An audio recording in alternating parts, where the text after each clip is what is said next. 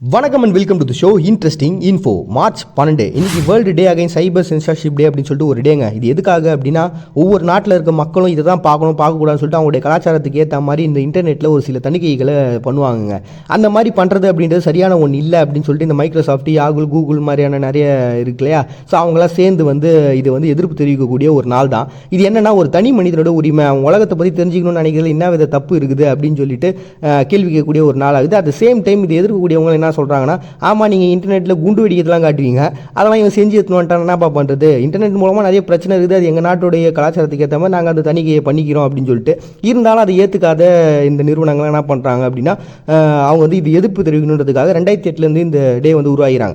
ஏன்னா அந்த 2006 அவங்க ஒரு லிஸ்ட்டை விட்டாங்க. என்னன்னா இதுக்கு எளிமையாக இருக்கக்கூடிய நாடுகள், அதாவது இன்டர்நெட்டை மக்களுக்கு முழுமையாக கொண்டு போய் சேர்க்க விடாமல் பயங்கரமான தணிக்கைகள்லாம் போட்டு உண்மை நிலவரங்களை கூட அவங்க தெரிஞ்சுக்க விரும்புறதில்லை அப்படின்னு சொல்லிட்டு ஒரு எதிர்ப்பு தெரிவித்தாங்க. அப்படி ஒரு பட்டியலை வெளியிடும் போது பார்த்தீங்கன்னா Belarus, Burma, China, Cuba, Egypt, Iran, north Korea, Saudi Arabia, Syria, Tunisia, Turkmenistan, Uzbekistan, Vietnam சொல்லிட்டு ஏகப்பட்ட நாடுகள், நேபாள் கூட இருந்துச்சு. பட் 2015 அப்புறம் அது அப்படி டோட்டலாக மாறிச்சு அப்படின்ற ஒரு விஷயங்கள்லாம் இருக்குது. ஸோ எதுக்காக நான் இந்த எல்லா நாடுகளுடைய பேரும் சொன்னேன் அப்படின்னா, ஏன் இந்த நாடுகள்லாம் இந்த இன்டர்நெட்டில் இவ்வளோ ஸ்ட்ரிக்டாக இருக்கிறாங்க அப்படின்றது உங்களுக்கு ஒரு பார்வை இருக்கும்ல, அது நீங்கள் எனக்கு கமெண்ட்டாக போட்டு விடலான்றதுக்காக தான். ஸோ இந்த மாதிரி இன்டர்நெட்டை எல்லாரும் யூஸ் பண்ணணும், எல்லா நாடுகளில் இருக்க தகவல்களை பற்றி எல்லா நாட்டு மக்களும் தெரிஞ்சுக்கிறது தப்பு இல்லை அப்படின்றது விஷயத்துக்காக இந்த இன்டர்நெட்டில் தணிக்கை பண்ணுறதுல கொஞ்சம் கவனத்தை காட்டுங்க. எல்லாத்தையும் தணிக்கை பண்ணி உங்களுடைய நாட்டு மக்கள் இதான் பார்க்கணும், இதாக பார்க்கக்கூடாதுன்றது நீங்கள் தீர்மானம் பண்ணாதீங்க அப்படின்னு சொல்லிட்டு அதுக்கு எதிர்ப்பு தெரிவிக்கக்கூடிய ஒரு நாளை தான் பார்த்தீங்கன்னா இந்த நாள். அப்படி உருவாக்கப்பட்ட டே தான் பார்த்தீங்கன்னா வேர்ல்டு டே அகைன் சைபர் சென்சார்ஷிப் டே அப்படின்னு சொல்லிட்டு ஒன்று அனுசரிக்கிறாங்க மார்ச் 12. நெக்ஸ்ட் வேர்ல்டு கிளைகோமா டே அப்படின்னு சொல்லிட்டுங்க. இது கிளைகோமா அப்படின்றது கண்ணில் ஏற்படக்கூடிய ஒரு பிரச்சனை. இது அப்படியே கொஞ்சம் கொஞ்சமாக என்ன ஆகும்னா டெவலப் ஆகி கண்ணு குருட்டு தன்மையை ஏற்படுத்திடும். ஸோ இது பார்த்தீங்கன்னா எப்போ உருவாகுது, எப்படி வருதுன்னு தெரிய மாட்டேது. 10% மட்டும் தான் இந்த அறிகுறிகள், கண்ணு சவந்து போகிறது, வீங்கிறது, இந்த மாதிரி எதனா ஒரு பிரச்சனை வருது. மற்றவங்களெலாம் வரதே தெரிய மாட்டேங்குதுப்பா. அதனால் என்ன பண்ணுங்க, ஒரு 40 வயசுக்கு மேலே ஆயிடுச்சு அப்படின்னா ஒரு 2 வருஷத்துக்கு ஒரு தடவை இல்லாட்டி 1.5 வருஷத்துக்கு ஒரு தடவை போயிட்டு செக் பண்ணிக்கோங்க. இல்லாட்டி உங்களுக்கு ஏதாவது டவுட் இருக்குது, கண்ணில் இந்த மாதிரி பிரச்சனை இருக்குன்னா உடனே போய் டாக்டரை பாருங்கள். அப்போ தான் உங்களுடைய கண் பார்வைன்றது உங்களால் சரி பண்ணிக்க முடியும் அப்படின்னு சொல்லிட்டு விழிப்புணர்வு ஏற்படுத்தக்கூடிய ஒரு நாளை தான் பார்த்தீங்கன்னா இந்த நாள் வச்சிருக்காங்க. அப்படி உருவாக்கப்பட்ட டே தான் பார்த்தீங்கன்னா வேர்ல்டு கிளைகோமா டே அப்படின்னு சொல்லிட்டு ஒரு டே அனுசரிக்கிறாங்க March 12. Next day workers of the penal system of missionary of justice Russia அப்படின்னு சொல்லிட்டு ஒரு டேங்க. இது ரஷ்யாவில் இருக்கக்கூடிய சிறைச்சாலையில் வேலை செய்கிறாங்களே அவங்களெல்லாம் செலிப்ரேட் பண்ணுறதுக்காக உருவாக்கப்பட்டதான். இதுக்கான காரணம் என்ன அப்படின்னு பார்த்தீங்கன்னா, இப்போது கிட்டத்தட்ட ஒரு 3,40,000 ஊழியர்கள் சிறைச்சாலையில் வேலை செய்கிறவங்களாம் இப்போதைக்கு இருக்கிறாங்களாம். அதுலேயும் பார்த்தீங்கன்னா சர்டிஃபைடு, அதாவது இவங்க கன்ஃபார்ம் இவங்க கவர்மெண்ட் ஆள் அப்படின்ற மாதிரி சொல்லுவாங்க இல்லையா, அந்த மாதிரி கிட்டத்தட்ட 2,57,000 பேர் இப்போ வேலை செஞ்சுன்னு இருக்கிறாங்க. இத்தனை பேரையும் நம்ம பாராட்டி அவங்களை கௌரவிக்கணுன்றதுக்காக உருவாக்கப்பட்ட ஒரு நாள் தான். ஏன் இதெல்லாம் இவங்களை செலிப்ரேட் பண்ணுறாங்க, இதெல்லாம் ஒரு பெரிய விஷயமா அப்படின்னு நீங்கள் கேட்கலாம். இதில் பார்த்தீங்கன்னா 2004 அவங்களுடைய சிஸ்டமில் பெரிய மாற்றம் வந்தது. அதாவது அமைச்சரவை துறையிலலாம் பார்த்தீங்கன்னா என்ன பண்ணிட்டாங்கன்னா, இந்த மாதிரி சில விஷயங்கள்லாம் சில பேருக்கு ஒதுக்கீடு பண்ணலாம் அப்படின்னு சொல்லி மாற்றி இப்போ பார்த்தீங்கன்னா FSIN அப்படின்ற ஒரு நிறுவனம் தான் பார்த்தீங்கன்னா இதை ஃபுல் கண்ட்ரோல் எடுத்து இந்த சிறைச்சாலைகள்லாம் பாதுகாத்துட்டு வந்துட்டு இருக்காங்க. அந்த மாதிரி பார்த்தீங்கன்னா இப்போது கிட்டத்தட்ட ஒரு 75 நிறுவனங்கள் இருக்குதான் இந்த மாதிரி சிறைச்சாலைகளை பாதுகாக்கிறதுல. ஸோ அதில் வேலை செய்யக்கூடிய ஊழியர்கள் தான் பார்த்தீங்கன்னா இவங்க எல்லாருமே.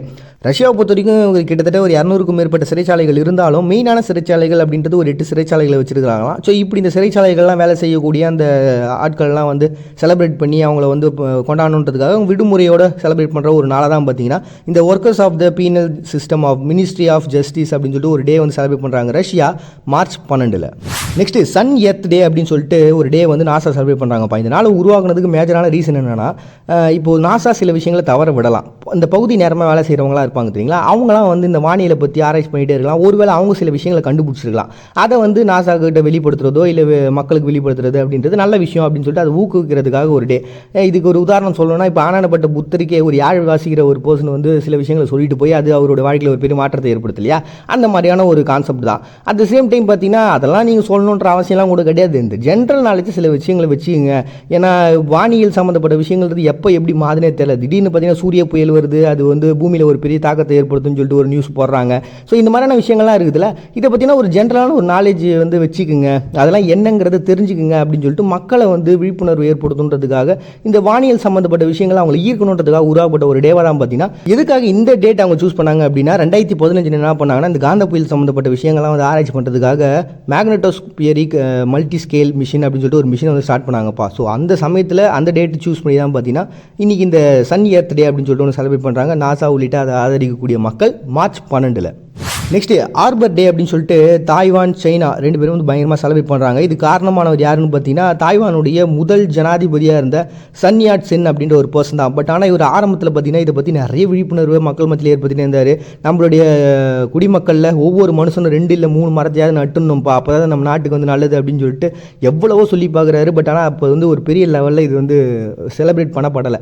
அவர் இறந்ததுக்கப்புறம் 1925 அப்புறம் தான் பார்த்தீங்கன்னா மக்கள் எல்லாருமே வந்து அவர் சொன்னது எவ்வளோ நியாயமான ஒரு விஷயம் இல்லை, நம்ம நாட்டில் இன்றைக்கி இவ்வளோ பிரச்சனை வருது, வானியல் மாற்றங்கள்லாம் வருது, இதுக்கெல்லாம் காரணம் என்னன்னா மரத்தை நல்லியப்பா அப்படின்னு சொல்லிட்டு அவர் போனதுக்கப்புறம் அவர் வந்து பாராட்ட ஆரம்பித்தாங்க. ஸோ அவர் இறந்த அந்த ஒரு நாளை பார்த்தீங்கன்னா நினைவு கூர்ந்து அப்படிப்பட்ட அந்த பர்சனை செலிப்ரேட் பண்ணுன்றதுக்காகவும் அட் த சேம் டைம் இந்த நாட்டினுடைய சுற்றுச்சூழலை வந்து மாற்றணும் அப்படின்னா கண்டிப்பாக மரங்களை நட்டே ஆகணும்பான்னு சொல்லிட்டு சைனாவும் தாய்வானும் சூஸ் பண்ண நாள் தான் பார்த்தீங்கன்னா ஆர்பர் டே அப்படின்னு சொல்லிட்டு மார்ச் 12.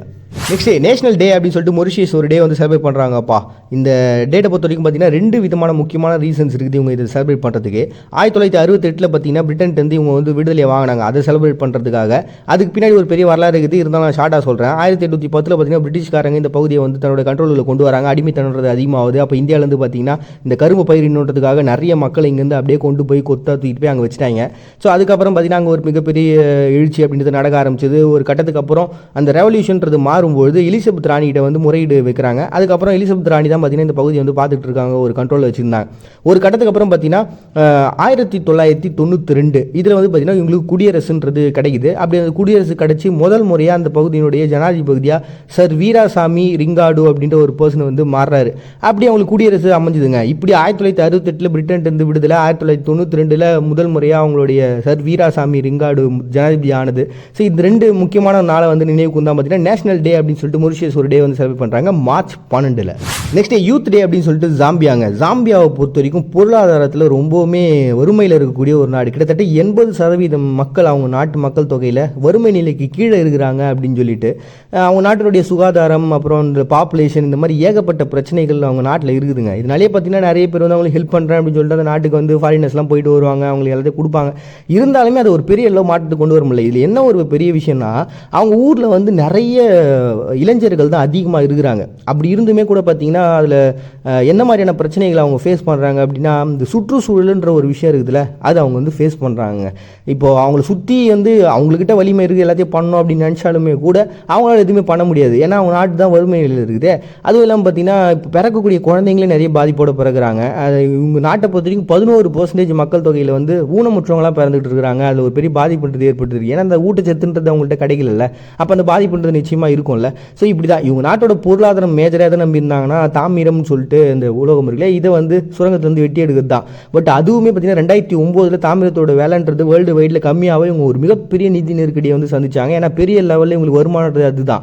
அதை தொடர்ந்து பார்த்தீங்கன்னா 2004 என்ன பண்ணுறாங்க, சரி விவசாயத்தில் அது இம்பார்ட்டன்ட் கொடுக்கலாம் அப்படின்னு சொல்லிட்டு இந்த சோளம் ஏற்றுமதி அப்புறம் மிளகா புகையிலை அப்படின்னு சொல்லிட்டு ஏகப்பட்ட விஷயங்களை வந்து அவங்க பயிரிட ஆரம்பிக்கிறாங்க. அதுலேயும் வந்து ஒரு பெரிய லெவலில் விஷயத்தை கண்டுபிடிக்கிறாங்க. ஆனால் அதுவுமே வீழ்ச்சியடைய ஆரம்பிச்சிது. அதை தொடர்ந்து பார்த்தீங்கன்னா மின்சாரத்தை ரெடி பண்ணுறாங்க. 2009 அது பயங்கரமாக போயிட்டே இருந்தது. ஒரு கட்டத்தில் காலநிலை மாற்றத்தினால அதுவுமே பாதிக்கப்படுது. இப்படி அவங்க என்ன பண்ணாலும் ஒரு பெரிய பிரச்சனையாக போய் முடியல. இப்போ 2019 ஒரு டிசிஷன் எடுத்து அவங்க என்ன பண்ணியிருக்காங்கன்னா கஞ்சாவை பயிரிட ஆரம்பிச்சிருக்காங்க. காரணம் என்ன பார்த்தீங்கன்னா உலக நாடுகளில் வந்து மெடிசனுக்காக அதை யூஸ் பண்ணுறாங்களாம். ஸோ அதனால் அவங்க நாட்டு மக்களை வந்து ஒரு மனதோடு ஏற்றுட்டு ஓகே நமக்கு ஏதோ ஒன்று நிதி வந்தால் போதும்பான்னு சொல்லிட்டு இப்போ ஏற்றுமதி பண்ண ஆரம்பிச்சிருக்காங்க. ஸோ எப்படி இருந்தாலுமே கூட இன்னைக்கு அதிகமான ஒரு இளைஞர்களை வச்சிருக்கக்கூடிய நாடாக இந்த ஜாம்பியா இருக்குல்ல. ஸோ அந்த மாற்றங்கள் எப்படி அந்த இளைஞர்களால் நிகழ்ந்துராதா அப்படின்னு சொல்லிட்டு அது ஒரு முக்கியமான ஒரு நாளாகவே விடுமுறையாக தான் இந்த நாள் பார்க்கப்படுது. ஏன்னா இளைஞர்கள் என்ன பண்ணுவாங்கன்னா இந்த சமயத்தில் வந்து ஒரு பேரணின்றது நடக்கும். அதன் மூலமாக பார்த்தீங்கன்னா எங்களுக்கு என்னெல்லாம் தேவைன்றதை கொஞ்சம் கவர்மெண்ட்டு கொஞ்சம் காது குத்து கேளுங்க அப்படின்னு சொல்லிட்டு சொல்லக்கூடிய ஒரு நாளாக இருக்கிறதுனால ரொம்ப முக்கியமான ஒரு நாளாக பார்க்கப்படுங்க. அப்படி உருவாக்கப்பட்ட ஒரு தான் பார்த்தீங்கன்னா யூத் டே அப்படின்னு சொல்லிட்டு ஜாம்பியா வந்து செலிப்ரேட் பண்ணுறாங்க மார்ச் 12. சூழ்நிலையை காரணம் சொல்லாதுன்னு சொல்லுவாங்க. நல்ல அழுத்தமான ஆழமான மோட்டிவேஷன் வரிகள் தான். ஆனால் பாறையில் விழுந்த விதைக்கும் விவசாய நிலத்தில் விழுந்த விதைக்கும் வித்தியாசம் இருக்குல்ல.